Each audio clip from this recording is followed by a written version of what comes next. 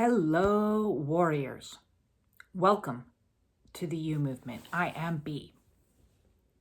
I wanted to hop on today and give you a little bit of an update of the energies that I'm processing through, because I know if I'm processing through it, the collective is processing through similar types of energies. I've been doing a lot of writing over on my Facebook profile. Sometimes I feel inspired to write, and as I had a very lovely comment this evening, which says that through my writing, I am able to express sometimes what other people feel they couldn't say. And what I've been writing about is the kind of current energies that I have been processing through, which is another fear purge. And I did a video a while back on a fear purge, on a Kundalini awakening. If you didn't see that, go check it out.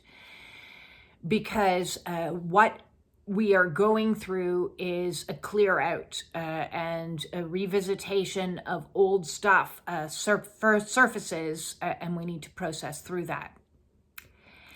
And before I go into that, I wanted to kind of go on a little side tangent for a bit before I address the fears, because it's interconnected.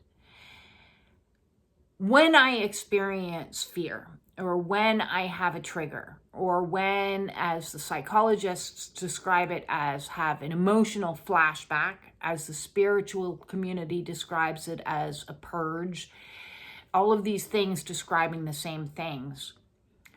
Our first response is to go, no, I don't want to slide down into the muck. I want to something. I want to grab hold of something outside of myself. So I feel as if I've almost been taunted or tempted as of late, because in my sharings of my writings on Facebook, I've had a lot of comments as of late that have said things like, oh, well, you should try ketamine because ketamine really helped me.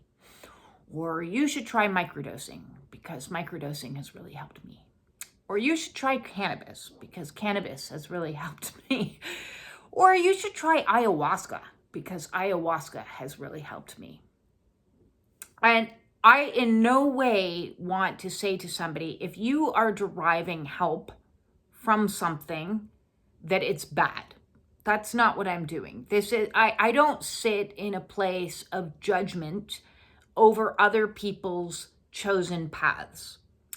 I'm just walking my path, my way, for the first time in my life, giving myself permission to follow my own intuitive guidance and my own voice. And in my authenticity, I have chosen to veer away from a path that utilizes substances on the outside of myself, because my background has been full of using many substances as a means to help me cope through my life. I used to be a smoker. I used to do cannabis. I used to drink. I used to use pharmaceuticals. I used to microdose. I have done sacred medicines. I have done Cambo. I have done Bufo. I have done, not ayahuasca. It was called Aya, which is, I can't remember the name of it. It's like a tobacco powder you put up your nose. And I can tell you from my personal experiences of using these. So my path went like this. In my 20s, well, earlier than that, as a child still, 14 to 15, I started smoking to soothe that heart chakra, to take care of all those mummy wounds, to I can't do this. So I'm going to smoke. I'm going to suck all my words back. I'm not going to say what I really want to say. I'm not going to be my authentic self. And I love smoking. I took smoking very seriously. I loved everything about it. I recently discovered it's a covert stimming. for neurodivergent people because it's socially acceptable, more so than my other stims that look like this now. And spiritually speaking, it swaddled and soothed my heart chakra and made me feel safe and comforted. From there, at 16, I moved on to alcohol. And now, would I have called myself an alcoholic? No. A binge drinker? Absolutely. When I did drink, I drank to excess, often resulting in very poor choices. And I was a party girl, and that's how I socialized. Otherwise, I felt socially awkward. Small talk confuses me. It's not something I enjoy doing. And so that was my way of getting accepted and being in an environment where I could be around large groups of people, because even that I find overwhelming. I much prefer one-on-one interactions as opposed to big group settings, unless it's like a massive group, like 100,000 people, because you can get lost and be a single person in an environment of 100,000 people, because I used to love going to punk rock concerts. And in amongst the Mohawks and the freaks, they just didn't care. They just didn't look at me. So I felt very comfortable in the company of 100,000 or one. No middle ground. When I quit drinking, I moved into cannabis, and cannabis was exceptionally useful for helping me get things done, helping me focus, helping me align with what I wanted to align with. Before cannabis came into play, I was using pharmaceuticals on and off my life from the time I was 20. I was on and off antidepressants, SSRIs, multiple times. In retrospect, I can look back and see the pattern that every time I went on an antidepressant was right after I broke up with somebody. So there's a connection there that I am now aware of.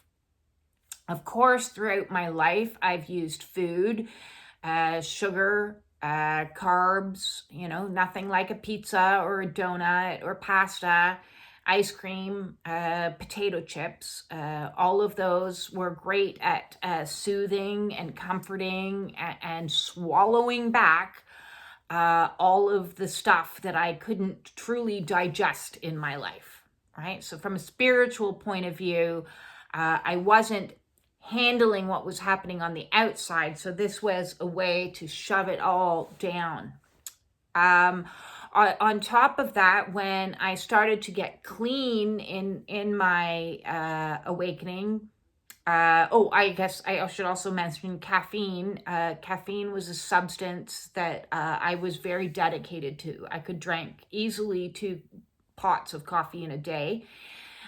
Because it helped me focus, it helped me get more done, it helped me stay in my wounded masculine energy, thinking if I just control everything and control the universe. So control issues and caffeine addiction tied in together. See, every addiction has its own little hook into something else, okay? So even, then I became like, well, these didn't work to get me out of suffering. I'm now having a spiritual awakening. I'm still suffering. So I'm going to seek out other tools. I'm going to try the microdosing. And that was great for a while. I'm going to try sacred medicines. And those came with some good things, as well as some negative, not so good things.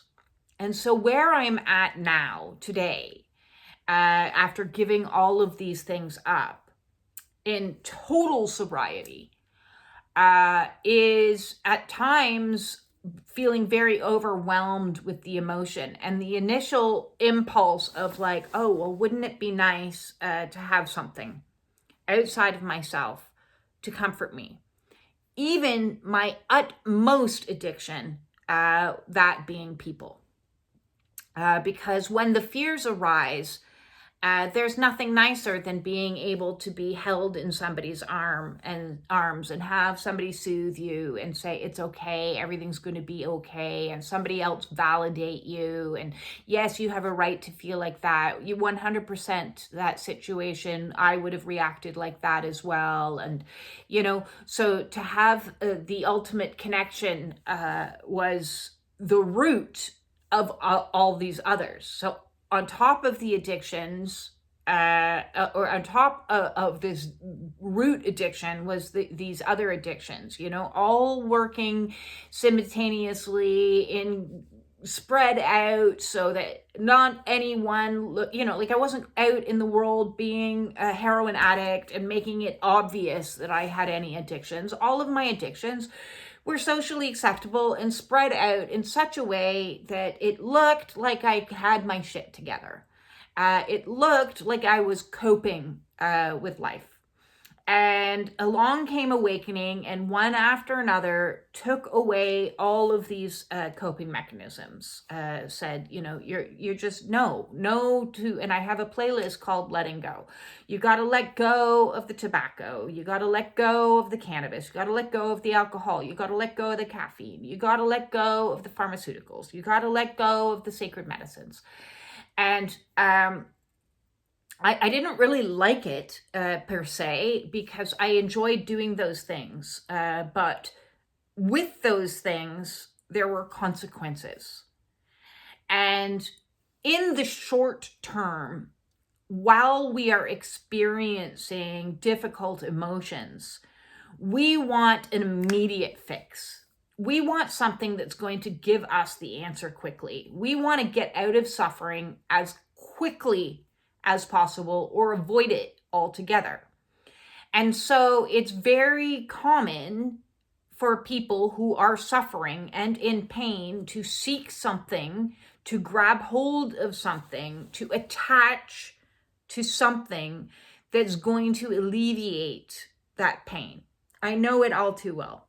The problem with that is that there are consequences in the long term for choosing short-term fixes.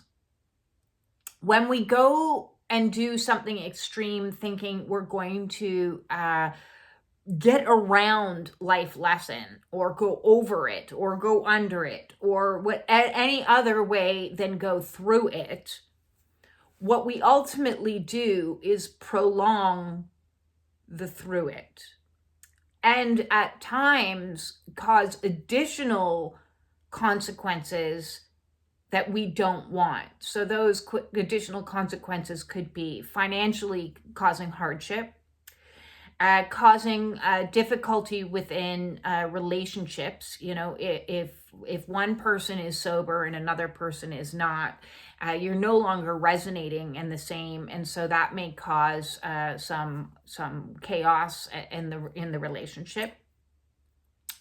It can cause consequences to your physical health and well-being. Eating as an addiction makes you obese. It just is what it is. You can't call it out any other way. Smoking disables your lungs' capacity to breathe effectively, putting you at risk for continual bronchial infections and pneumonia. Same with cannabis usage. If you're smoking cannabis routinely, it's not going to do wonderful things to your throat and your lungs. Maybe you're not smoking it, maybe you're ingesting it or doing an oil of it. But even that over time can have long-term consequences because it comes down to, how much are you using it? How often are you using it?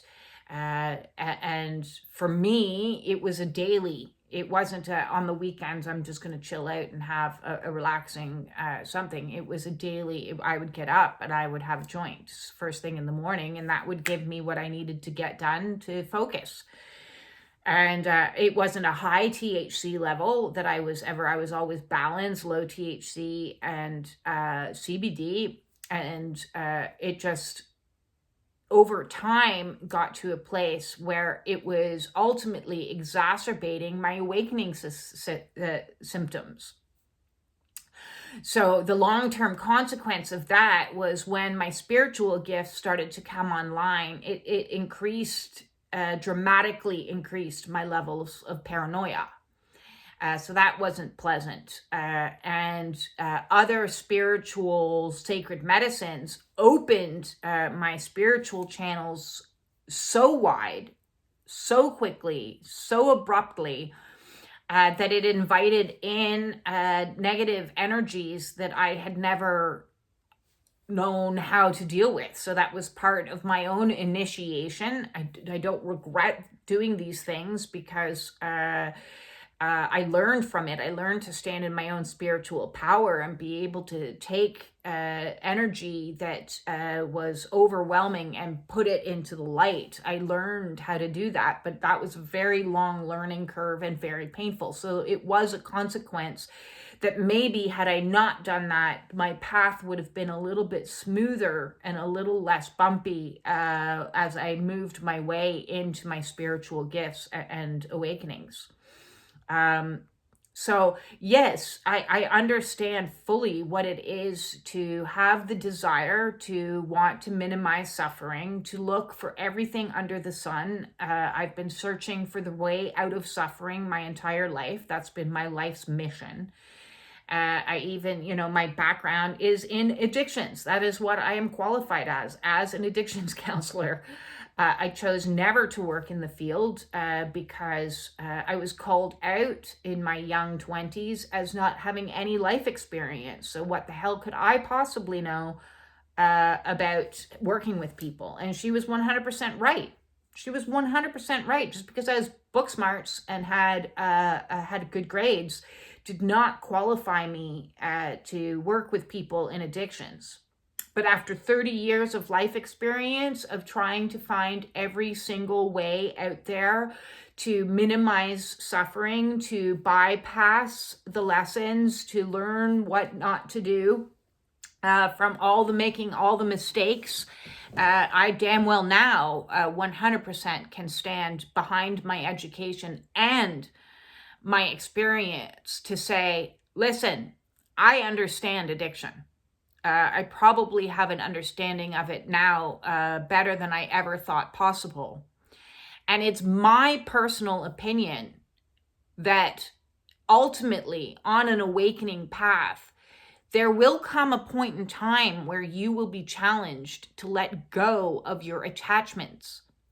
That means all of your attachments.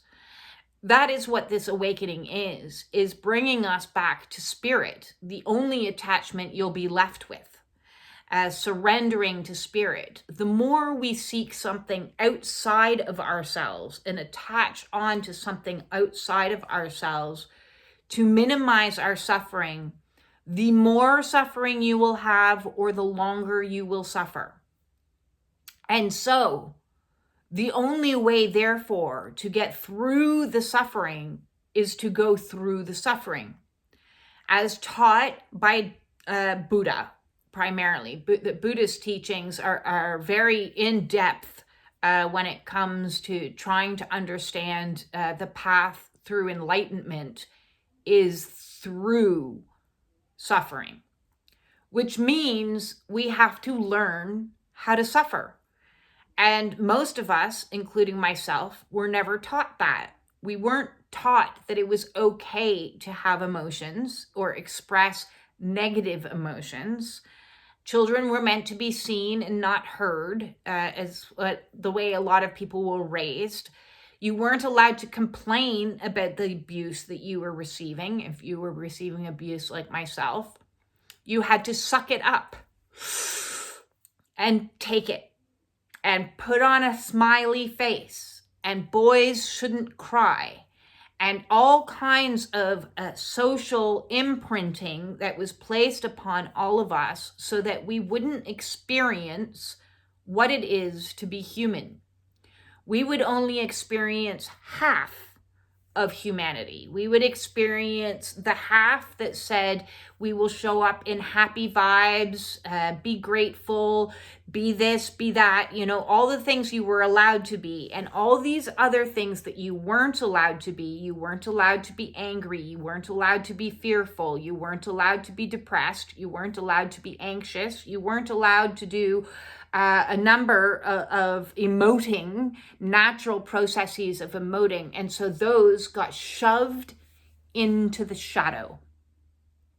And now we're at a place where we are starting to awaken to the reality that there is all this shadow aspect of self, that we've created a divide, a wall, with all the use of these substances and coping mechanisms and, filters to cover up the shadow. And the shadow is now being exposed.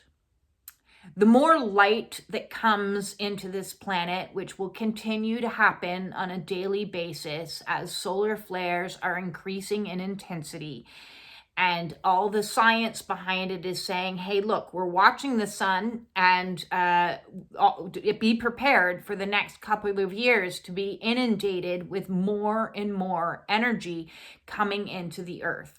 And what that energy is doing is disintegrating all of those attachments and the veils of illusions so that we finally sit and face our shadow, not only on a personal level, but on a societal level as a whole.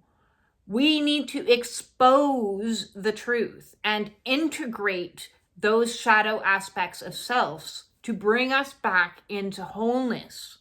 If we don't integrate our own personal shadow, then we are in la land and in denial about the shadow of others. We cannot hold space for others. We feel uncomfortable when others are in shadow.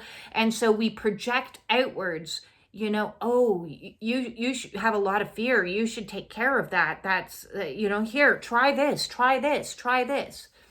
And in the last day, the amount of people that have suggested to me that instead of feeling my feelings, I should medicate in some way, it's kind of like, at first I sat with that energy because I wanted to really feel what my reaction was. Here I'm having these fears and stuff surface. I'm sharing that with people, and the immediate reaction is to offer, and it comes from a good place, and I understand it comes from a good place, is to offer, try this, try this, try this. But of course they're going to offer that because they are not sitting where I am sitting in sobriety. They're sitting in the energy of, this is still what I need to take, and it's working for me. And it will work for you until it stops working. And then you're going to have to start feeling the feelings. You're going to have to start feeling what's happening in behind the feelings, the fear, the anxiety, all of them. And when that happens, I will be here to hold space for you because I understand what it is to sit in those feelings, sit in the suffering. And that is where there is magic. And it is torturous. It is not a pleasant sensation. When child mind arises and you are back having an emotional flashback and your body is completely flooded because you're having a physiological release of an emotion that's been trapped in your body for over 40 sometimes years, 60, 70, I don't know how old you are. So most of my people I know that follow me are in around the same age as me. So 30, 40 years you've been holding on, compressing down an emotion deep within the tissue. That emotion starts to niggle at you in your awakening, saying it's time to come out. And it may present as an ow, you need to rub something, get into the intercostal muscles of the chest if it's a heart chakra, and do some massage work, do some body work, or you massage doing trigger point into your back or hydrotherapy, and then all of a sudden that emotion floods your system, For a moment, you're back in child mind. You're back where you were, feeling what you felt all those years ago, but the situation is different. And your mind, desperate to keep up and keep track of what's happening. You know, it's like a MacBook trying to read a Commodore 64 program. It doesn't understand. It doesn't compute. And so it tries to see whatever's happened in this time period. That must be the trigger. That must be the reason. And so, oh my God, what are we going to do? What are we going to do? So there's a disconnect in the processes of your mind, and your emotional centers are in two timelines at the same time. It's very confusing. And at the same time, your ego gets involved and says, I don't want to experience anything that I'm experiencing. What can I grab? What can I attach myself to outside of myself to minimize this feeling as quickly as possible? But what I'm suggesting is to try to feel the feeling, to try to sit in it. And it is warrior work. It's the most difficult thing you will ever possibly imagine. If it was easy, everyone would be doing it. There would be no addictions. There would be no attachments if it was easy. This isn't easy. This isn't easy. My way is not the easy way. My way is not the nicely guided path full of unicorns and rainbows. I have yet to see either. My path is through the dark. It's through facing the shadow. It's through feeling the emotions that you've been too afraid to feel your entire life. So, in my personal experience of what's happening right now, I had a phone call from my lawyer. Oh, that triggered me. One, lawyers generally scare the bejesus out of me. Two, his tone in his voice was very triggering, very authoritative. And immediately that triggered my inner child's feeling of being scared, fear. Oh no, what's going to happen with this case? What's happening next? And so I sat in the fear. I allowed the tears to come. I soothed the inner child. I did the affirmation work, and I had a conversation. What is it you're afraid of? I'm afraid of the consequences. Yes, legal situations are very overwhelming. Being afraid of the consequences is understandable. But let's dig deeper. What are underneath those consequences? Because the fear is coming from child. The fear is coming from consequences where consequences used to be getting hit. Consequences used to be getting raged at. Consequences used to be abandonment. Consequences used to be being manipulated, gaslit. Consequences used to be being ridiculed, laughed at. Consequences used to be threats of unknown scariness. The threat of they'll take you away again. Those are the consequences. So when you sit down and you dig deep into the muck to unfuck, and you then look at it through the processing and integration and re-loving and reparenting and going through all this with the inner child, is you can explain to the inner child, no one can hurt you anymore. No one can hit you. If there's somebody hitting you, you need to get yourself safe immediately. Get yourself into an environment where no one can hit you. Nobody can hit me in my space. Nobody can ridicule me anymore. They're all gone. Nobody can abandon me anymore. Those that have abandoned me have left the building. There's no one left. Once you've accomplished sitting and being in your own company, the idea of abandonment, is I'm fine with myself. So leave if you don't want to be here. I don't want somebody here that doesn't want to be here. I don't want somebody here that wants to manipulate, gaslight, or hurt me or betray me in any way. I'm better off on my own. So therefore, nobody can abandon me. I'm afraid of the consequences of getting in trouble. Well, to a 3-year-old, getting in trouble is terror. But to an adult, What is getting in trouble? What can they do to get me in trouble? I've not broken any laws, and therefore I'm not going to be locked up. So what is the trouble? What is the consequences? What is the fear when you dig deep into the fear, into the muck, dig deeper and deeper and deeper and keep on digging? It's arduous work. It's dirty work. It's wet work. It's snotty work. It's uncomfortable work. None of those things are desirable, but they get results. At the end of the day, I'm proof that doing it the hard way gets results. You have the capacity to heal anything. And when we dig and let go of the attachments, which isn't easy, it takes time.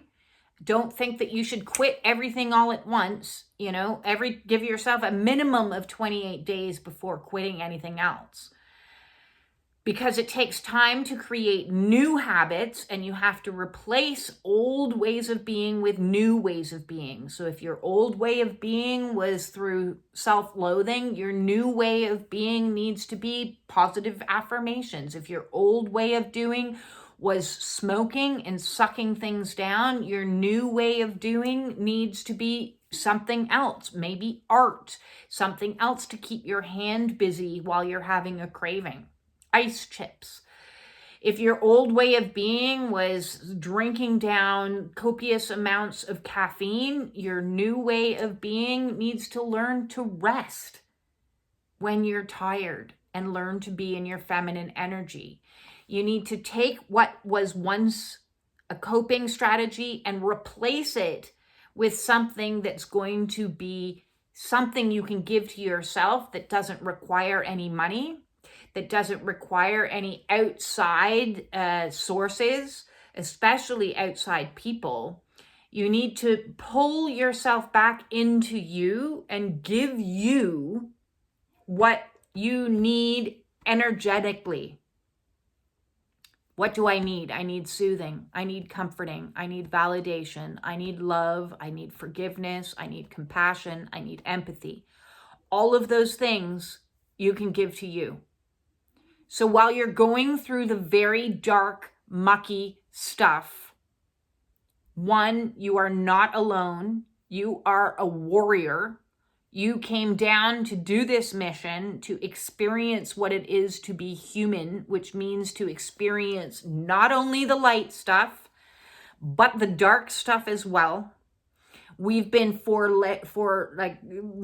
pushing away the dark stuff for too long, and now there is a multitude of stuff that needs to go through so that in the end we can be balanced, we can be in alignment, we can be whole, we can be at peace, we can create harmony, and when we do all that for ourselves, we can do it for others.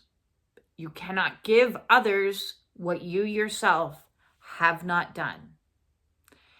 If you need help on your awakening with letting go of addictive habits so that you can also step into sobriety and be aware that that means stepping and going on your hero's journey into the shadow so that you can ascend up into the light, and you would like to book a one-on-one with me, all of my services are by donation.